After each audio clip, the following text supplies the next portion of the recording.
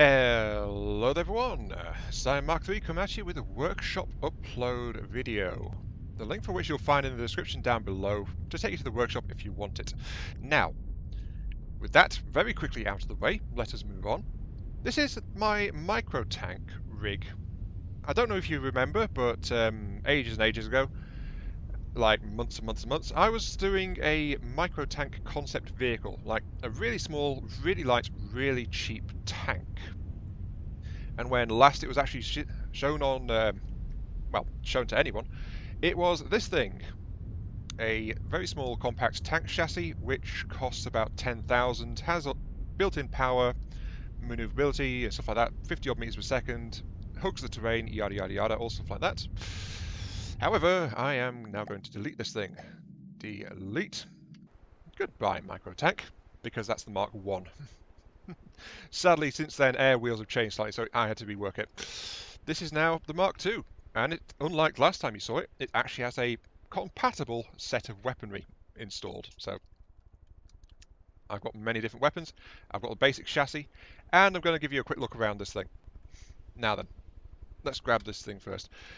A big factor in, a big factor in the cost is actually this thing is half the price. It's just over 5,000 compared to the one I just deleted, which was 10. It's got the same armor rating, it's got more storage, more capacity, it's got more efficient drivetrain, but the changes mean that it's also slightly higher off the ground because, well, the change to the wheels meant that this bottom layer here, which was safe before, was crashing into the ground all the time, so I had to rework it. And rather than jet stability, it now has propellers-based stability to hug it to the ground, so that's why it's a lot cheaper and more efficient. Let's bring up F9. Decent storage capacity, 8,000 material, 1,000 ammo, so it can store a bit, and it's got 37,000 energy capacity, which is pretty high actually. But that's that. It's rigged with ACB control, with a chair just sitting at the back. You're not meant to drive these things, by the way, which is why the chair is not very well protected at all. It's got all its ammo towards the back as well, so the rear end is a bit of a firecracker, but it actually includes a triad of shielding, so it's got fairly powerful shielding forward and to the sides, all sloped, and currently configured to resist incoming projectile attacks, especially high velocity ones. Other than that, this vehicle, aside from the stability, the power source and some ammo reserves, it also provides general detection. It's got active radars and 360 cameras searching for any and all targets, but these are really intended to just point that something is out there that wants to do nasty things to you. It's not meant to get really accurate or detailed information by itself, though it does actually include a wireless transmitter and receiver so that it can connect to other vehicles and get targeting information from them if required. Other than that, the tank is, as I said, really cheap, 5k, and it's really compact. A lot of the cost is actually in the RTG system, so you can replace that if you want to reduce the cost further, but right now that's just an RTG system in there. And the other thing of note is this heavy armor block here on top of the vehicle. And that is because this is the intended mounting point for all of these things. Yes, I said this was a rig because I'm uploading this particular fortress. It comes with the tank as a sub-object and all of these various turrets, which are more or less tuned to work with this particular tank chassis. I tried to give a wide variety of pieces in here, so you've got definite options and examples of things to do. So let us start weapon testing. Turn off that. Right, here we go. The first things I've... What the heck was that?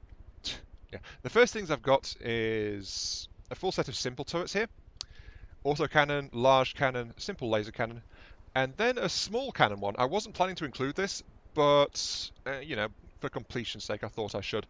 The only one I've not done is a drill-based turret because, you know, reasons. I don't think it would be very useful, to be quite honest. Then over here I've got a particle cannon turret, which is kind of large and flat, but it's slow charging, fairly accurate, does a good bit of damage, but it's relatively cheap to fire. Then I've got an integrated laser turret here, which is, again, somewhat slow firing. It fires every couple of seconds and does somewhere in the region of 1,000 damage, roughly. So not spectacular, but enough to do some work. Yeah, 820 damage with 80 armor piercing, but because it's a shorter barrel, it's not all that accurate, so inaccuracy is kind of high for a laser. Then moving on over here, I've got a full range of ballistic turrets for you guys. This is a double 120mm cannon. Then we've got a doubled up 60mm, which has been rigged for a much faster firing rate, so half the shell size, faster firing. And then I've got a 40mm Gatling turret, just, well, just for funsies. So, yeah, all three of these come with their own integrated ammo customizers tucked in underneath the turrets here. And these things are rigged with frag warheads set to velocity fuses, angular fuses. So as soon as they deflect, they will detonate. And they've also got fins. So the shells are kind of sluggish. They're not super long range. They're like 1k max and stuff like that. All these weapons have got their ranges preset, by the way, so they will engage at a fairly effective range. So they've sacrificed some speed, but despite the short barrels, they are actually fairly accurate, especially for their rate of fire on these three. The fourth projectile cannon is, of course, a 500mm high explosive shell. Again, just for the lulz, because, you know, who doesn't want a 500mm high explosive shell? But yeah, that's just messing around with general ideas. It fires a very small shell, so it's fast loading-ish, fast firing-ish, but I've tuned the shell so it fires roughly every 8 seconds or so. So it's kind of dangerous-ish. So yeah, might be useful, might be not. Don't know. It's up to you guys to have a look at it. Then here we've got two missile turrets, which are set up differently. This one is set with cruise missiles, about 4 kilometer range on those, carrying a whole bunch of frag warheads and things, so cruising along. And then this one is a rapid fire close range, like 1.5 kilometers, so that's quote unquote close range. Self-guided heat-seeking missiles, low impact, but they can go places, and they're just explosives. So that's that. You'll notice that all of these turrets are self-contained. They include their own ammunition patterns on the projectiles. The lasers have got their own charging system built into the turret. And they all have their own local controls and their own local detection systems. So they're built to work with this particular chassis, which provides some extra processing power for the detection gear. And yeah, those that need high angular accuracy have got gimbal tracking cameras. And the missiles have got range accuracy in the form of laser rangefinders to just help them be more effective with their weapons. And that's made the more accurate information interchangeable on all of these things. So, hang on. Right, we can't have weapons showing without, you know, testing them, so let's go ahead. Let's back up slightly. Here we go. Quad autocannon one. Yep. Really good against low armor targets, but don't put it against things with any kind of heavy structure or defense because it's not very good. Cannons, massive raw damage. Pretty inaccurate, so it's close to range work mostly. But they pack quite a bit of raw damage, so that's that. Then here's the simple laser, high accuracy. So yeah, don't know how powerful simple lasers are. I never really use them anymore. Well, actually, anymore. I've never used them flat out. But that's a turret there for you. And then for completion, of course, there's the small cannon turret there. So yeah, not sure what those are really good for, except for higher rate of fire. Probably a mix across between the high damage of the heavy cannons and the rapid fire of the autocannons, really. Anyway, particle cannon next. So there we go. Just twist it around and there we go. It's tuned for accuracy and efficiency because it's not got a very good power plant to work with and it's actually a really small cannon. So that's why it's a 10-second charger on that. So, but particle cannon, you can go ahead and tune it as you like.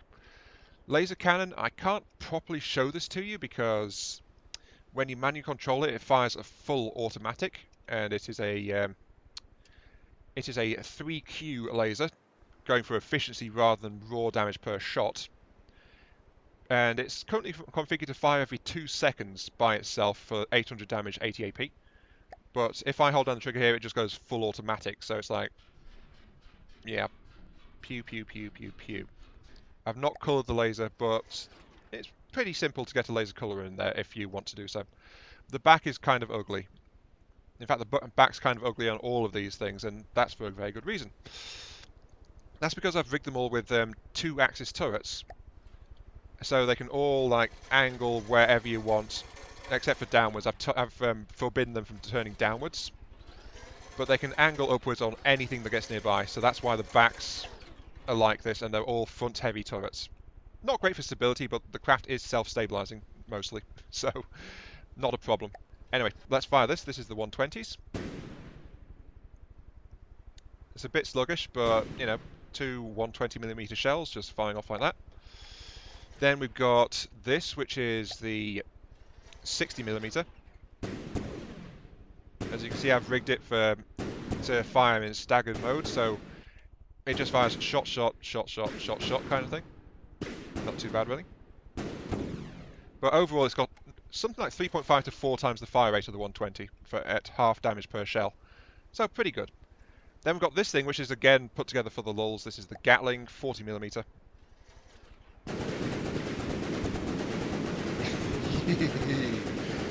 Yeah, the shells are again weaker, but it can fire pretty quickly, pretty decent distance.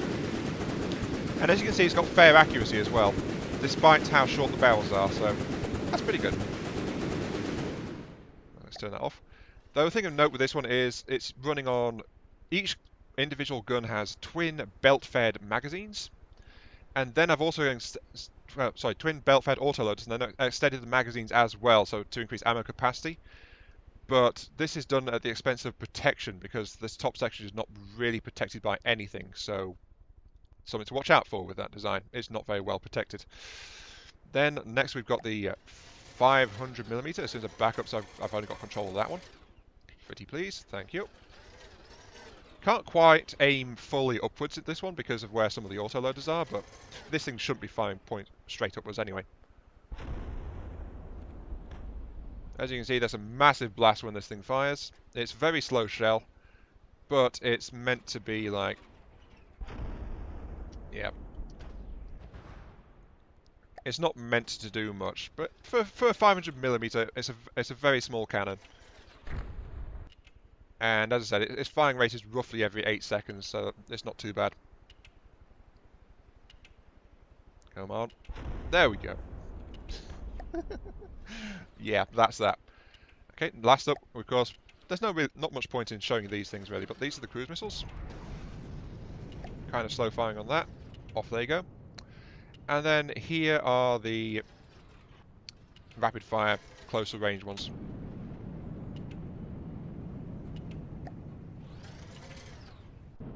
So yeah, as you can see, lots and lots of missiles there.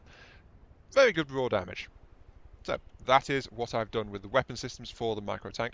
And again, these are all small turrets concept designs you can have a look at and see if you're interested in the things or not. You know.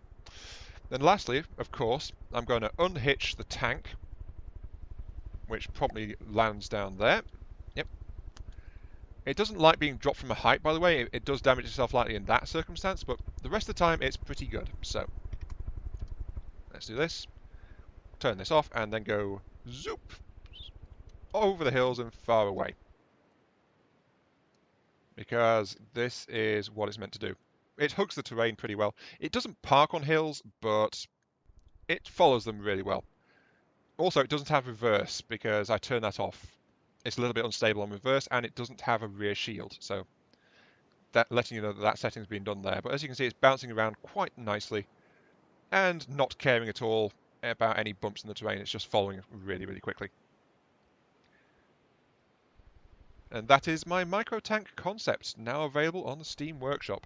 Sorry for talking your ear off for about 15 minutes, telling you about all the different features and the weapons I've included for this particular Microtank rig. But I wanted to make sure I had a range of weapons that are worked out to operate with this particular tank, so, you know, it is what it is. This has been Iron Mark III. Thank you very much for watching. I hope you enjoyed having a look at this Microtank rig. and enjoy whatever you want to do with it. It is now out there in the wilds of the internet, ready for you guys to have a look at. So, yeah. See you all later.